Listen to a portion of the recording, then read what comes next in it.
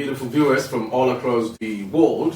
Here is another beautiful day, Wednesday, 23rd day in the month of August 2023. I'd like to welcome you back on board as I did yesterday. Today is a beautiful day. It's going to be a wonderful day by God's grace. And it's a program again. We bringing it to you for you to understand what are the things happening on our Nigerian dailies across the country and even in diaspora. If you have your chance to going online to having all of the stories we're about dishing out for your viewing pleasure. Usually I have with me the Punch newspaper, and the name of the program on the darling channel is Newspaper Headlines Today, and the channel is BGI TV Currents, where we always come every morning like this. And like I said, the Punch newspaper is so filled up with the front page with so many headlines concerning palliatives, concerning Niger, concerning the LGs, concerning EFCC, according to what the UK courts is talking about the Tani, the former petroleum minister under the ruling or the administration of Jonathan during his time. And also a conductor's plan, September 1 strike over unpaid allowances, and many more. And some parts, if time permits, will be bringing out some of the bodies again, according to the next page on the Punch newspaper. Once again, good morning, and I'm wishing you a very good day ahead. My name is Morire Rebilalawa Ige. How are you? Good morning. Well, we thank God, Morire. It was a pleasure. This morning, I want to welcome all our viewers around the world to the paper review for this day. My name is Ige Olalikon, and with me, I have the Vanguard newspaper and at the same time the Nigerian Tribune. And from the Vanguard newspaper, from the masthead, I have this. 34 years after Obaseki settled late Ambrose Ali's benefits, released 1.3 billion to Monarch. UK police charge ex-petroleum minister Alison Madueke with bribery. Tribunal dismisses petition seeking to nullify the right deputy speaker's election. And from the Federal Capital Territory, I have this drama, as we all know, from Wike, the former governor of Rivers State. And it says, while I don't come, I will increase your BP. And the bold headline, Niger, AU plans sanction against Junta's support. And from the Nigerian Tribune, AU suspend Niger over coup. Niger over coup. And from Wike, seek redeployment if you can't deliver. Wike warns FCT directors. Tinubu to create 10 million jobs through humanitarian affairs, and that is according to Minister. Humayi order work stoppage on Gada BU Bridge. Read it from your own hand there. Alright, on the Punch newspaper, from the first left side, I have a picture of a former head of state, Absalam Abubakar. Niger, AU plans fresh sanctions. Absalami warns against war. The next one, FG states LG is shared 966 billion naira July revenue. And the next one, which I believe yes, is going to bring on smiles and happiness to some Nigerians who have been yearning for the arrest and persecution of former petroleum minister under Jonathan administration, Tani. EFCC mom as Tani faces bribery charge in UK. And on the hats of the Punch newspaper, anger as state warehouse rise, the lay palliatives sharing. But no distributes rise to 400,000 households. Workers lament hunger, demand relief. Labour insists 5 billion naira not enough. Gombe promises workers 10,000 naira. Anambra promises 12,000 naira. And there's this middle part of it that has pictures of the process of which the palliative is being shared among residents of Borno State. And the next one, Naira slump, manufacturers raw materials imports hit 8 trillion naira. And moving on to the next one, associate mourns slain senators' aide, demand killer soldiers arrest. This is talking about the Yayi's claim yesterday that one of the Nigerian army shot and killed one of his aides. And also to the last one, Ogun doctor's plan, September 1 strike over unpaid allowances. This one is coming on the Punch newspaper. If you care to read the Punch newspaper this morning, our viewers, please go online, or probably you purchase one of the Punch newspaper this morning for you to enjoy the reading as regards the one we brought to you. And the most entertaining one, and possibly that can bring smiles to us, is EFCC having that joy that yes, Tani is facing bribery charge in the UK. Yes, this woman ought to have been arrested long before now and prosecuted because of her manners at the way she discharged her duties during her reign as Minister of Petroleum under the administration of Goodluck Jonathan. The way she squandered and looted enough of funds that ought to be used for Nigeria, not only her. Now she's likely to face a bribery charge in the UK. I think, if I'm correct, it's going to be October before she gets into the dock in the court. And is it a nice thing that, yes, she's getting a bribery charge in the UK, Ige? Well, Morire, looking at the antecedents of this particular event, if you don't forget, you remember that during the period of President Goodluck Jonathan as the president of the country, Tani was the Minister of Petroleum, and she was double capped then, because as at the point in time when she committed this atrocity, she was also the president of OPEC, which is Organization of Petroleum Exporting Country. But if you look at it, the question I want to find out from is, like from the Nigerian Tribune, we were made to understand that she committed the charge over £100,000. That was the bribery that she was alleged to have committed. But the question is, do you think UK will be able to handle this matter in a way that even Nigerians at home will be satisfied? Because if you remember, you discover that a lot of our leaders in Nigeria, a lot of these big politicians in Nigeria, including those ones that hold portfolios, at times whenever they committed an offense like this, the next thing they do is that they run out of the country. And as a result of that, I think in some other countries, when something like this happens, what they do is that their government try to work on the legal matter in order to see how they can, extradite them back into their own country before such case will be passed over them. But if we want to look at the case of Tani Madueke, I think, well, as the Minister for Petroleum in Nigeria, and at the same time the President of OPEC, I think what she felt is obtainable in Nigeria might be something that she doesn't think will be a big deal out there. And I think they should just allow the justice to take its course. Nice one. So from your own paper again, which one do you have as a story? Okay, another one I want us to look at is, let us take this drama issue first. Before now, the Federal Capital Territory, FCT Abuja, have been facing a lot of problems, like the issue of transportation, because according to the report, there is always a lot of traffic jam on the way in Abuja. The insecurity situation was pathetic, and some other things. And when you want to look at that, maybe we can't really say that the previous ministers for FCT have not really been working. But now that Nweke has just assumed office, in the Nigerian Tribune, he said that seek redeployment if you can't deliver.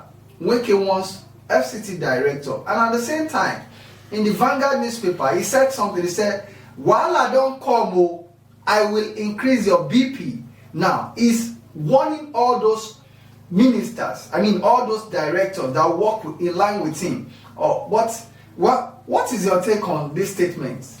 It means everybody should sit tight and work on the needful and to making things happen the way it ought to happen. As a director under his ministry, the best thing for you to do is for you to work assiduously to making sure there's a different face of who the Minister of FCT is and who the director in the ministry is.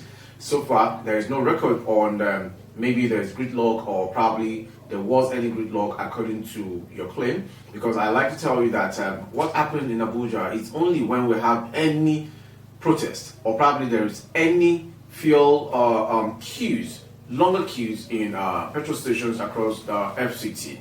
So if Wike is saying Wala has come, definitely it means that yes, he's ready to kickstart his workings by his own template and making sure his ministry brings confidence back to the one the presidency has reposing him, chosen him to be the FCT minister.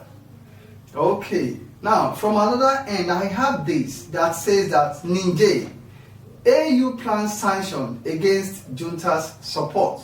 Now, if you look at it, there have been a lot of tussle and bustle and the rest of it like that. A lot of issues between the juntas in the Niger Republic and the ECOWAS, and there have been a lot of sanction and things like that. Maybe the junta will try to, retrieve their statement in respect of what they intend to do. But now, I think what the AU is doing, what the step they're about to take, from my own point of view, I think I want to concur with that, because right now, what the AU is planning to do is to see how they can pinpoint those people at the ends of affairs of Niger presently. They are facing them, not the country as a whole. Because if you look at it, when the ECOWAS the other time said they are going to sanction Niger Republic, I believe by the time they sanction them, it's going to affect the entire country, even including the citizenry. Because when you ask, you give an instruction that, okay, the power that supplied electricity should be cut off, a lot of things, it will bring the state of economy in Niger to a comatose. But right now, what African Union are planning to do is to see how they can see those people that are putting Niger as a whole into ransom, and to see how to identify them and to sanction those ones. But I don't know what your own view will be on this. Truth about it is that even if the junta claimed to run the country under 3 years before returning the democratically elected president, Mohamed Bazoum, into power, the thing the AU is trying to do is to weaken the strength and powers and prowess of the juntas as a whole. So when they get threatened, they could turn around and have a rethink concerning their decision to continuously or to continually hold on to power by ousting the president, Mohamed Bazoum. Do not forget that it was his head of guards that eventually placed the gun on his head by forcing him to live in the position as the president of the country in Niger. And what the AU is just trying to speak about or to act on is simply the fact that Niger is one of the states under AU and ECOWAS. So they have tried to have this dialogue on the table, but the juntas are not ready to listen to it, because the junta took over power, according to information gathered, that the president and his cabinet, they've been corrupt since their election, and their administration is not being favorable to ordinary citizens of Niger. And that is why they took over power, thinking that their own acts or their belief taking over the power will surely bring succor to Nigerians. Now, the country is having this issue of leadership.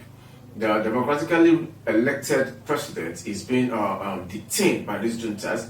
Now, most Nigerians, they have been in division. Like, some are supporting the juntas, while some are for the democratically elected Mohamed Bazoum. And right now, the country is unsettled. So if ECOWAS and AU are trying their best to making sure they bring back succor and reinstate the president, Mohamed Bazoum, it means they are telling the junta to surrender their arms, to come on the table with dialogue and the reason alike, and probably speak to the president about his governance on Nigerians and what the people are yearning for. He should go ahead to deliver it than remaining as a looter the way the information comes. That is my own take. Another one again I'm having from the Punch newspaper is that the House of Representatives has condemned the abduction of 8 National Youth Corps members in Gusau, Zamfara State, while traveling to Sokoto State for national service. Truth about this is that we'll continue to have insecurity challenges in the country, and according to the information, abduction will still continue. The reason being that are we sure we have these security apparatus working the way it ought to work? If truly we have the army, the Nigerian Navy, the Air Force, the police, the civil defense, even the local vigilante. If every state is having an office or probably a provision that yes, all of these people will claim that yes, we have a joint task force. They should be designated at strategized locations, that no matter the attack that comes to a community, they shouldn't be able to have a success, rather be arrested and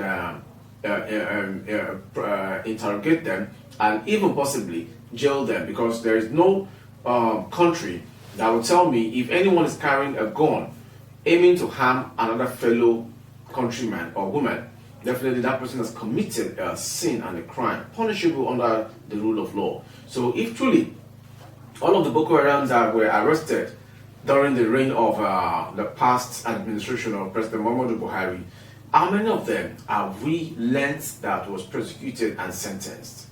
That is my own. And I pray to God Almighty for the safe release of these core members from their abductors so willingly, so that they can reunite with their family and go ahead to fulfill their NYC program in Zamfara State. Okay, Morire, I want us to look at this issue. It has been an issue that has been lingering in the air for some time.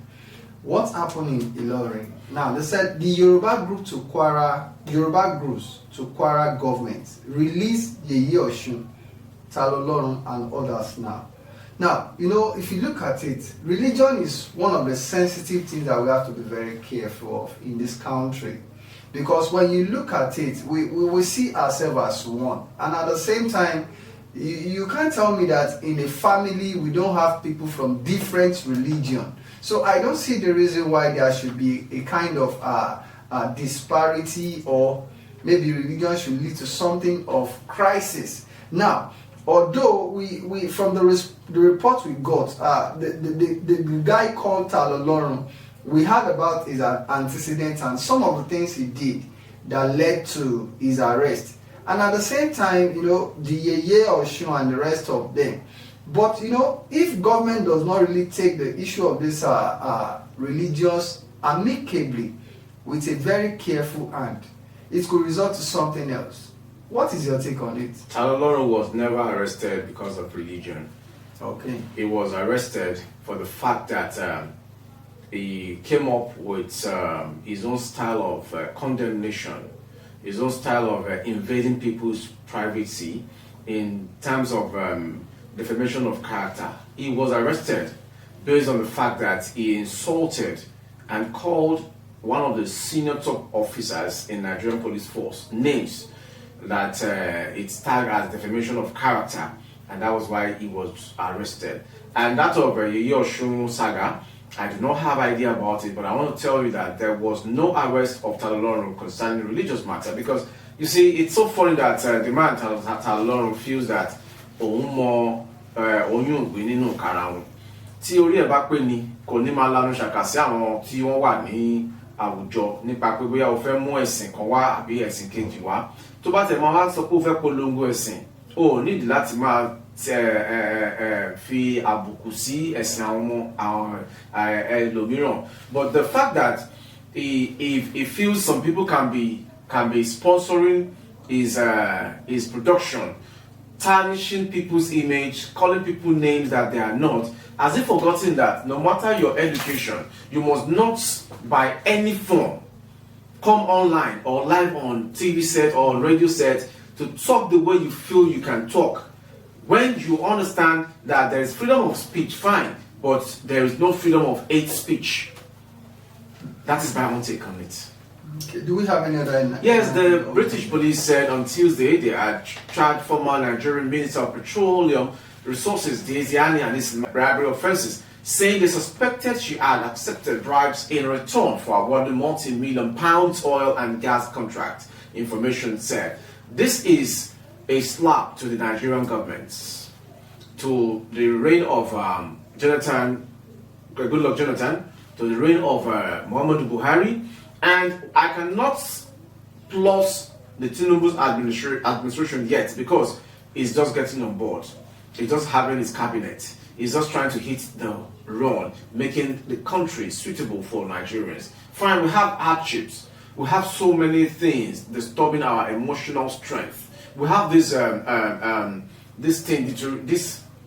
belief that is Nigeria working at all? Can Nigeria work again? Can Nigeria be the Nigeria that we used to have before during the days of the late power Awolowo?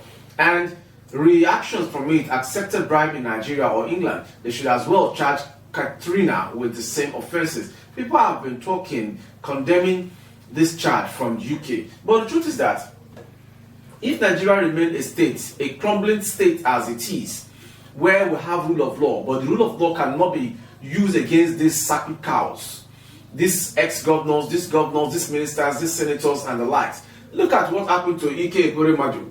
He was sentenced and jailed. So let us allow the UK to help us if we are sleeping in our judiciary system. If we are sleeping, let another country act on these people who have been bedeviling this country by looting our funds, by stealing from the countries, by doing what they feel they can do and no one can query them. If UK finds are guilty, definitely she will be sentenced. And Nigerians are here giving reactions that is not even sensible. That's the reason why we have EFCC and ICPC on ground to checkmate people with fraudulent activities, and they cannot even arrest and prosecute any one of them. Are you telling me that James Ibori should still live among Nigerians? Are you telling me that James Ibori should still have the significance? Are you telling me that ex-Kano State Governor Umar Ganduje should even have any right to occupy any political office as a national chairman of the APC? It is not something well done. It does not even go with the normal brain. Many of these people, the moment you are in the ruling party, whatever your sins are, you get pardoned. But here's a country that is ready to penalize Alison Madueke, and many Nigerians are here putting out their reactions. She can't even keep a low life. Her Dominican passport don't expire. Fine. She has a passport that claims that she's a Dominican. That yes, she can have two passports to represent any country of her own interest. But all the same, let us check about the damages she has caused this country while she was in the office as petroleum minister. You know, now if UK is helping us to sentencing our corrupt, abused sons and daughters, exactly, who have been in one office or the other before, this should be a good thing. This should be celebrated. Not ordinarily that, yes, you see our magistrate courts, you see our state high court, you see our federal high court, sentencing people who went ahead to go and steal just for them to eat, just for them to feed themselves. And you hear them sentencing these people under 1 week, and you feel you have brought justice to whatever crime that is before your desk. It is not done. It is not done. I have never learnt or heard that in the history of this country, Nigeria, that anybody willingly resigned that yes, things are not being done well in this country, so I cannot be part of it. No. We only hear all of these foul plays, like, yeah, yes, so things happen, they should go and arrest this person. When you understand the fact that these things are happening, what were your actions to bring it to the public that yes, these and these were happening? Not until when you're out of the office because they voted you out or they refuse to vote you back into the Senate and you feel like, yes, you have facts to speak to Nigerians. Well, we are not morons. We are not morons. We are human beings. I just want to beg the country as a whole, the people at the ends of affair, to please understand the fact that the hardship is too much. Let whoever is corrupt be penalized. Whoever is found guilty should be sentenced. And investigation should come first, prosecution follows, after arrest, then you sentence these people. When things are done in this way and you use someone as a deterrent, I tell you, everyone will sit tight. Right. Not just because you swore an oath of office thinking that yes, you have done yourself the access to our funds, which is meant for everybody in the country. It's not done that way. It's not done. Even in addition to what you just said, I just come across something here. Andy Kelly, head of the National Crime Agency International Corruption Unit, said, "We suspect the Zani Alison Madueke abused her power in Nigeria and accepted financial reward for awarding multi-million pounds contracts." Can you just imagine that? Okay, Morire, do we still have any other airlines from your own hand? Still on the Punch newspaper, a former chairman of the House of Representative Committee on Financial Crimes in the 8th National Assembly, Kayode Oladele, on Monday faulted a comment of a chieftain of the People's Democratic Party, Segun Shomi, about the party's presidential candidate's resolve to seek redress for his election loss. See, they should stop bringing us actions upon actions every week, every day. Because if truly the government, the present administration knows what Nigerians are going through, they will not go ahead to transport or assign to each state 10 trailers of rice, of maize, of beans. And in a nutshell, when these things arrive, all of these states in Nigeria, plus the FCT, you get to understand that like a local government will be sharing one bag of rice. Is this palliative? This is wrong. Similarly to what happened during COVID-19, that yes, the presidency said social things should go as palliative to each state, and many of the state governors locked up all of these things. That was why we recorded so many Nigerian youth going ahead to breaking down most of these warehouses. It happens at Ashero in Abeokuta, Ogun State capital. These are the trends again coming up again. Why? My question to Nigerian leaders, even from the presidency to states to local government, is that must we receive palliatives when we have an occurrence of hardship? Is it until we begin to have pains, to go through pains, to go through hardship, before you can think of doing the normal thing to Nigerians?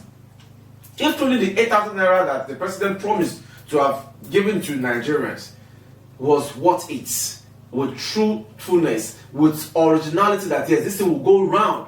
We have our BVN, we have our NIN. Go straight to the central bank and let this thing go out truly and go to hit everyone's account.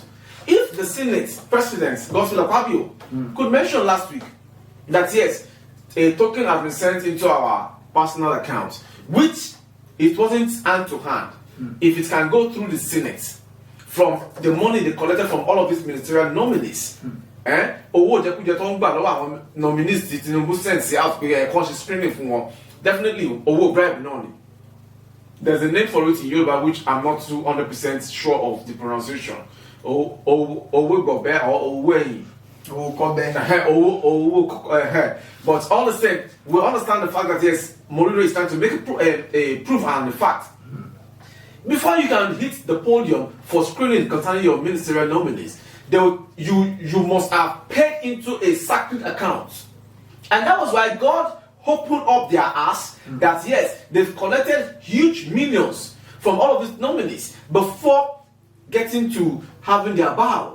And when they calculated all of this money together, every one of them went home with 2 billion naira or 2 million naira each, at the detriment of Nigerians that are even wanting, praying for the 8,000 naira from the presidency to hit our accounts.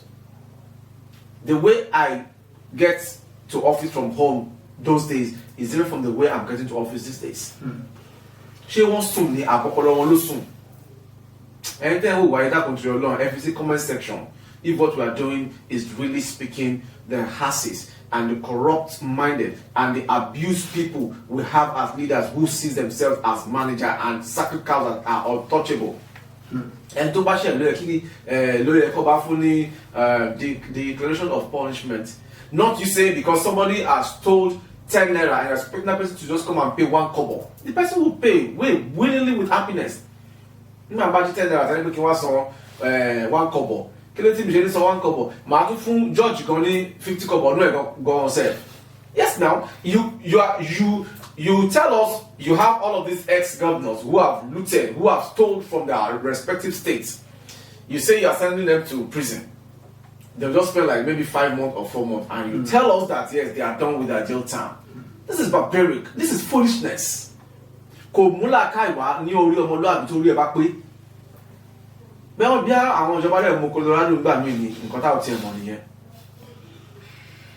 Morire. Okay, in case you are just joining us, this is BGI TV Current, and I hope you enjoyed the robust discussion for this edition. But before we round off, Morire, I think I want to seek your own indulgence about this. I think we should just be hopeful and let's see what comes out of Desani Madueke's case by the time she will be taken to court. Because the other time we saw what happened during the time of Ekere Madu. And that is to show that the judiciary in the United Kingdom is quite different from what is obtainable in our country here in Nigeria. Or what is your take on that? Someone sleeping and a dead body. Hmm. So you should understand that proverb or that lines of words. UK system is a working system that have no respect for whoever you are. But Nigeria is a dead working system per se. With all due respect to my motherland, fine, I'm a Nigerian. But these leaders, they are making us live in our country as refugee. How can you tell me Tani during the reign of Jonathan, nobody was able to bring her to justice? We have ICPC, we have EFCC. Similar to what a man was saying that yes, the administration of today should match them together because they are not working. You learned that EFCC arrested some of these big people during the days of Niger Republic. The only time we got record that was speakable and was laudable was during the reign of Ribadu, Niger Republic. And because Niger Republic dealt with all of these sacred cows, idiotic cows that do not have sense of belonging to Nigeria and Nigerians, was the only time we recorded huge sum of arrest and prosecution and sentencing. Because he prosecuted all of these people was why the then president of the country demoted him to a school that he used to be a senior lecturer, facilitator to a student. So these people should stop deceiving themselves. After all, exactly. Let them go and think about the former Oyo State governor, Ajibola and Isaka Ajimobi. Yes, of Oyo State. And they should not also forget Tafa Balogun. Aside Tafa Balogun, what about the former Oyo State again, Oyo State governor again, Christopher Alawakala? He slept and never woke up again. Who can come out and tell us the pains he went through before he eventually gave up the ghost? Why are they acting like this? If these ones are twin arrests, let me take them further to the days of the time when we have this military head of state, Sani Abacha.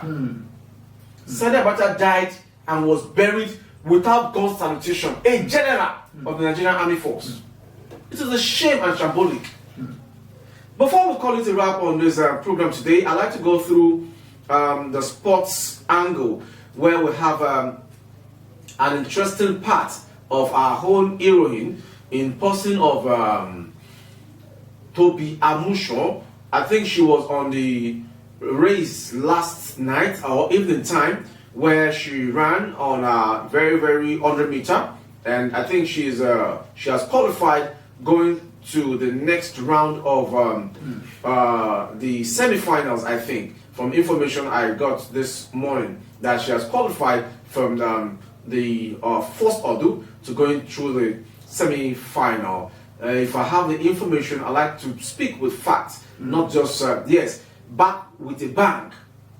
Amusho returns from suspension to reach Budapest semis.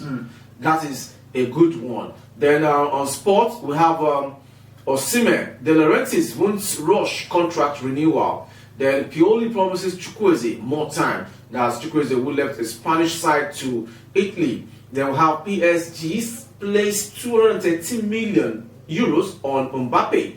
And also, we have Katni out for 6 weeks. Then Balogun open to Chelsea move. Lukaku linked with Roma. And the most interesting one I just want to bring back to us is that, yes, our own Tobi Amusho has qualified to reach the Budapest semis. And from this part of my own, I like to take a bow for tomorrow edition. And I like to tell you viewers all across the world that your reactions on the comment section will usually inspire us to put on the best with the fact we always talk about when we are here, seated, bringing to you from the dailies of the Nigerian newspaper. I'm yours sincerely, Morire Rebila Lawal.